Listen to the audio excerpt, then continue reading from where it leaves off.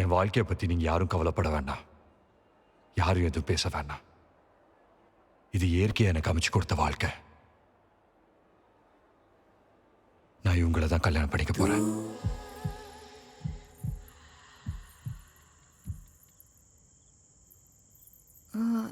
அத்தை என்னென்னமோ சொன்னாங்களே, அது இப்படி இப்படி இருக்கணும்னு. அது எப்போ இருக்கணும்? டைம் ஒன்றும் சொல்லலை.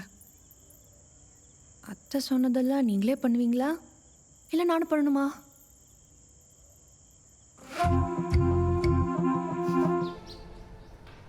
இல்லை, நம்ம பாப்பா என்ன மாதிரி பிறந்தா யாருக்கும் பிடிக்காம போயிடும்ல.